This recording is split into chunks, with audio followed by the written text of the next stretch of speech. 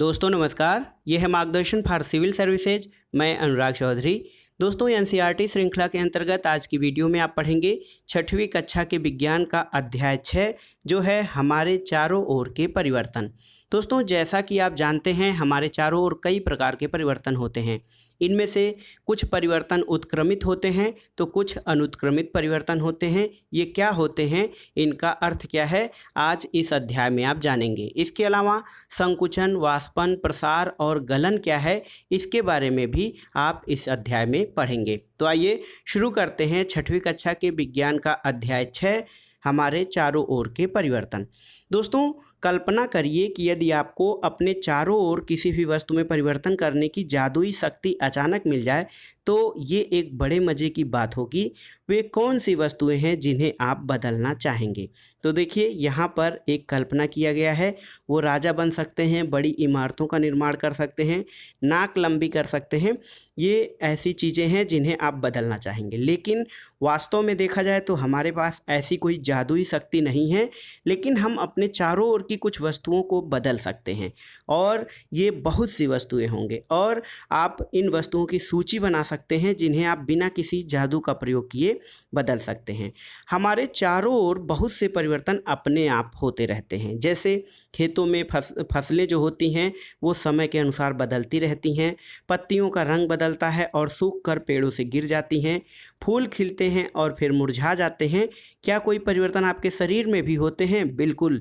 आपके नाखून बढ़ते हैं, बाल बढ़ते हैं और आप बढ़कर लंबे हो जाते हैं और इन सब के बढ़ने के साथ आपका वजन भी बढ़ता है। क्या आपको पहले भी महसूस हुआ है कि आपके चारों ओर बहुत से परिवर्तन हर समय होते रहते हैं? तो दोस्तों आपको ये अवश्य जानना चाहिए कि परिवर्तन हमेशा होता रहता है, चाहे हम उसे महसूस करें या न। लेकिन जब आप ध्यान देंगे तो आपको ज़रूर लगेगा कि ये परिवर्तन होते रहते हैं। कुछ परिवर्तनों को साथ साथ समूहों में रखा जा सकता है और हम विभिन्न प्रकार के परिवर्तनों को एक समूह में रखकर उनका अध्ययन कर सकते हैं। तो आइए देखिए, एक प्रश्न है कि क्या सभी परिवर्तन सदैव उत्क्रमित किए जा सकते हैं? इसके लिए आपको कुछ क्रियाकलाप करने होंगे। आपको एक गुब्बारा लेना है, उसे फुलाना है और ऐसे फुलाना है कि वो फट न पाए। गुब्बारे का आकार और जो साइज है वो बदल जाता है। अब उसकी हवा निकल जाने दें। दूसरा प्रयोग आप ये कर सकते हैं, कागज़ का एक टुकड़ा लेकर उसको ऐसे मोड़ें कि कागज़ का टुकड़ा खिलौना जैसे कि हवाई जहाज़ में बदल जाए। अब इस हवाई जहाज़ को कुछ समय तक उड़ाने में आपको बहुत मज़ा आएगा और फिर आप उसको सीधा कर दें। इसके अलावा तीसरा काम ये करें कि गूँथे हुए आटे की एक लोई बनाइए और इससे लोई बेलने की कोशिश करिए। शायद आप इसके आकार से खुश न हो, इस रोटी को दोबारा लोई में परिवर्तित कर सकते हैं। तो दोस्तों आपने ये जो 3 क्रियाकलाप किए हैं उनमें से कुछ चीज़ें एक जैसी हैं। तो एक जैसा क्या है, वो ये है कि दोस्तों ये संभव है कि गुब्बारा अपने पहले आकार और साइज़ में वापस आ जाए। कागज़ का जो माप है और हवाई जहाज़ बनाने के बाद दोनों में समानता है। फिर से जब आप उसे खोलेंगे तो कागज़ के उसी साइज़ में बदल जाएगा और गूँथे हुए आटे से फिर से आप लोई बना सकते हैं। तो दोस्तों ये जो तीनों क्रियाकलाप हैं, इसमें आपने जिस पदार्थ से ये क्रियाकलाप शुरू किया था आप उस पदार्थ को उसी रूप में वापस पा सकते हैं।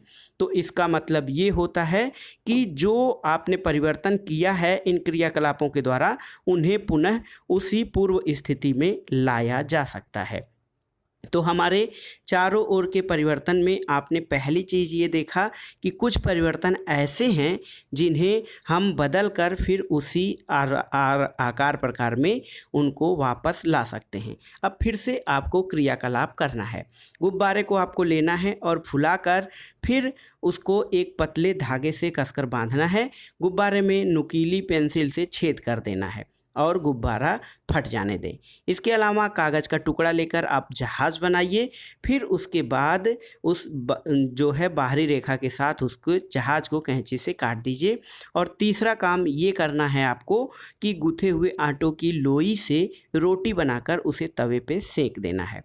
तो अब फिर से अगर आपको वही प्रश्न पूछे जाएँ तो आप क्या उत्तर देंगे? दोस्तों आप ये देखेंगे कि जो आपने पहले जो प्रयोग किए थे उनमें उन चीज़ों को वापस तो ला सकते थे, लेकिन जो अभी आपने परिवर्तन किया है, जैसे कि गुब्बारा फुलाकर फोड़ देना, कागज़ की जहाज़ को फिर से काट देना और लोई से रोटी बनाकर उसे सेंक लेना, अब इसके बाद आप उसको फिर उसी फॉर्म में वापस नहीं कर सकते हैं जिस रूप से इसे आपने रोटी बनाया है या जहाज़ को काटा है या गुब्बारा फोड़ दिया है। दोस्तों, आप पेंसिल और रबर का भी प्रयोग करते हैं और बार बार उपयोग करने से इसके आकार और साइज में परिवर्तन होता है। आप इस परिवर्तन को क्या उलट सकते हैं? बिल्कुल नहीं। आप कुम्हार को अपने चाक पर काम करते देखे होंगे, वह मिट्टी के ढेर को बर्तनों में बदल देता है। क्या ये परिवर्तन उत्क्रमित किया जा सकता है? अब वह मिट्टी के बर्तन को भट्ठी में सेकता है, तो क्या अब इसे उत्क्रमित किया जा सकता है? नहीं। जब वह कच्चे बर्तन बनाता है तो उसे उत्क्रमित करके आप पुनः मिट्टी की लोई में बदल सकते हैं, लेकिन जब वह उसे भट्ठी में पका देता है तो आप फिर उसे दोबारा मिट्टी के फॉर्म में नहीं ला सकते हैं। तो दोस्तों, यहाँ पे आपको एक दिया गया है, कुछ पर एक सारणी दी गई है, उसमें परिवर्तन है और उत्क्रमित किया जा सकता है या नहीं। जैसे कच्चे अंडे से उबला हुआ अंडा जब आप बनाएंगे तो उसे पुनः उत्क्रमित नहीं किया जा सकता है। गाढ़े घोल से इडली बनाकर फिर उसे पुनः गाढ़े घोल में नहीं लाया जा सकता है। गीले कपड़े से सूखे कपड़े को आप उत्क्रमित कर सकते हैं। ऊन के धागे से बुना हुआ स्वेटर, फिर इसे भी आप उत्क्रमित कर सकते हैं। अनाज से बनाए गए आटे को फिर अनाज रूप में आप नहीं ला सकते हैं। ठंडे दूध से गर्म दूध हो जाता है, तो गर्म दूध से आप ठंडा दूध कर सकते हैं। और देखिए, दूध से पनीर बनाकर आप इसे उत्क्रमित नहीं कर सकते हैं। गाय के गोबर से बायोगैस जब बनाएंगे तो फिर उससे गोबर नहीं ला सकते हैं।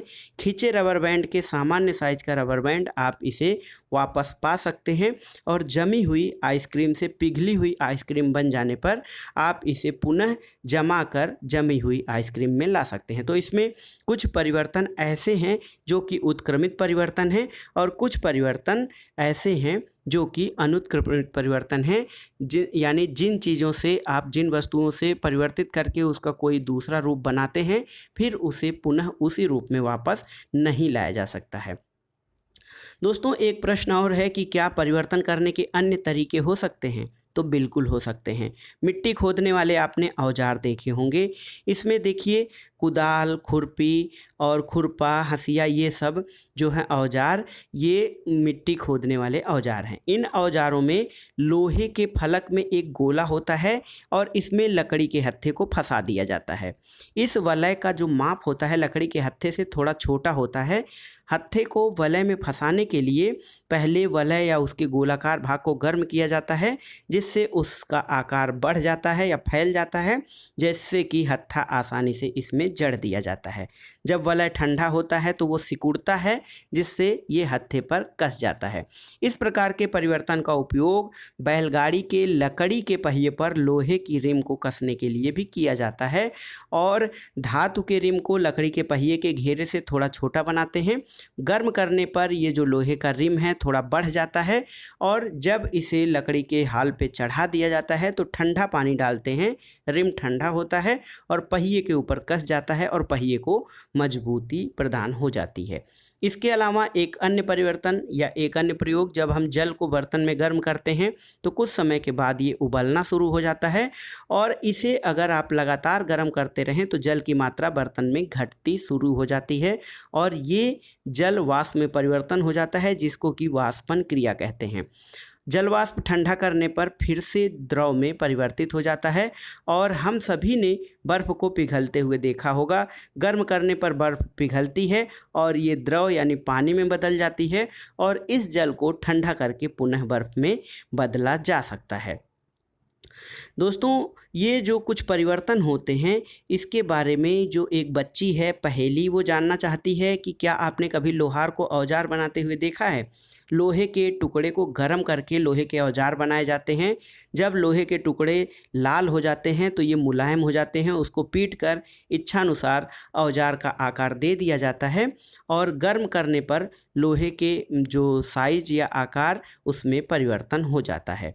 एक क्रियाकलाप आपको करना है दोस्तों, एक छोटी मोमबत्ती लेकर उसकी लंबाई स्केल से मापना है, उचित स्थान पर लगाकर जलाएं और कुछ समय तक इसे जलने दें। फिर बाद में मोमबत्ती को बुझा दें और उसके बाद उसकी लंबाई नापें, तो आपको पता चलेगा कि मोमबत्ती की लंबाई घट गई है।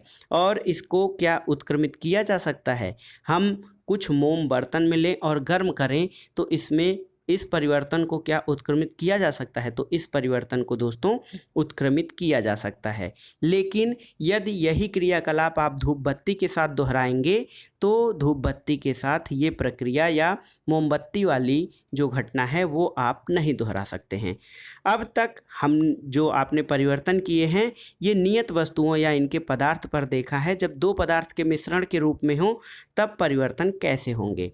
जैसे नमक में आप जल घोल दीजिए, तो क्या आपके अनुसार उस समय जल या नमक में कोई परिवर्तन हुआ था? बिल्कुल, नमक जो है वो जल में पूरी तरह से घुल जाता है और इस परिवर्तन को उत्क्रमित करना संभव भी है।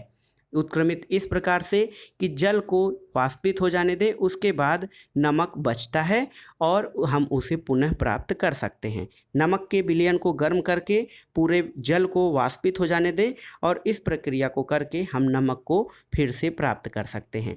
तो नमक को पानी में घोलने से हुए परिवर्तन को उत्क्रमित किया जा सकता है। दोस्तों, पहेली जो बच्ची है वो जानना चाहती है कि दही को जमते हुए क्या आपने देखा है? तो दही को जमाने के लिए गुनगुने गर्म दूध में दही की थोड़ी सी मात्रा मिलाई जाती है और दूध को हिलाकर कुछ घंटों के लिए एक गर्म स्थान पर आराम से रख दिया जाता है और कुछ घंटों में दूध दही में बदल जाता है। तो क्या इस परिवर्तन को उत्क्रमित किया जा सकता है? इस परिवर्तन को दोस्तों उत्क्रमित नहीं किया जा सकता है, क्योंकि दूध से जब दही बन गया तो दही से दूध नहीं बनाया जा सकता है। तो आपने ये देखा कि पदार्थों को गर्म करके या किसी अन्य पदार्थ के साथ मिश्रित करके उसमें कुछ परिवर्तन लाया जा सकता है और आपने ये भी देखा कि कुछ परिवर्तन उत्क्रमित किए जा सकते हैं जबकि कुछ परिवर्तनों को उत्क्रमित नहीं किया जा सकता। हमारे चारों ओर की वस्तुओं को परिवर्तित करने की बहुत सी विधियां हो सकती हैं और ये संभव है कि इसमें से कुछ को उत्क्रमित किया जा सके और कुछ को अनुत्क्रमित किया जा सकता है। तो इस प्रकार हमारे चारों ओर के परिवर्तनों को दो वर्गों में विभाजित किया जा सकता है। एक ऐसे परिवर्तन जिनको कि उत्क्रमित किया जा सकता है और ऐसे परिवर्तन जिन्हें उत्क्रमित नहीं किया जा सकता है। तो दोस्तों, आप आगे की कक्षाओं में इन परिवर्तनों को करने की विधियों के बारे में और इनको वर्गीकृत करने के बारे में जानेंगे। तो ये था आज का वीडियो। इसमें जो आज की वीडियो का सारांश है दोस्तों वो इस प्रकार से है कि कुछ परिवर्तनों को उत्क्रमित किया जा सकता है और कुछ को नहीं, और दूसरा ये कि पदार्थों को गर्म करके या किसी अन्य पदार्थ के साथ मिश्रित करके उनमें परिवर्तन लाए जा सकते हैं। तो दोस्तों, इस अध्याय 6 हमारे चारों ओर के परिवर्तन को आपने बहुत ही आसानी से समझा कि जो परिवर्तन होते हैं उनमें मुख्य रूप से दो प्रकार के परिवर्तन होते हैं। एक तो होता है उत्क्रमित परिवर्तन, यानी किसी ऐसे पदार्थ से दूसरा पदार्थ बनाना मूल पदार्थ से कि अगर जो आप बने हुए पदार्थ से वापस मूल पदार्थ को उसी रूप में पा सकते हैं तो उसे उत्क्रमित परिवर्तन कहते हैं। और कोई ऐसा पदार्थ आप मूल पदार्थ से बनाते हैं जो कि बनने के बाद वापस पुनः मूल अवस्था को नहीं फिर से प्राप्त किया जा सकता है तो उसे उत्क्रमित न होने वाले या अनुत्क्रमित परिवर्तन कहते हैं। तो आशा है मुझे कि आपको ये अध्याय आसानी से समझ में आ गया होगा। वैसे बहुत ही आसान अध्याय था। आगे हम और भी ज्ञानवर्धक वीडियो आपके लिए लाएंगे। एनसीईआरटी श्रृंखला 6वीं से 12वीं क्लास की जो है, इसके अध्ययन से आप सामान्य अध्ययन के एक बड़े भाग को कवर कर सकते हैं और अपनी तैयारी को और भी मजबूत बना सकते हैं। तो दोस्तों, ये था आज का वीडियो आपको कैसा लगा हमें कमेंट बॉक्स में ज़रूर बताइएगा। वीडियो को लाइक करें, शेयर करें और इस चैनल मार्गदर्शन फॉर सिविल सर्विसेज को सब्सक्राइब करें। वीडियो देखने के लिए धन्यवाद। नमस्कार।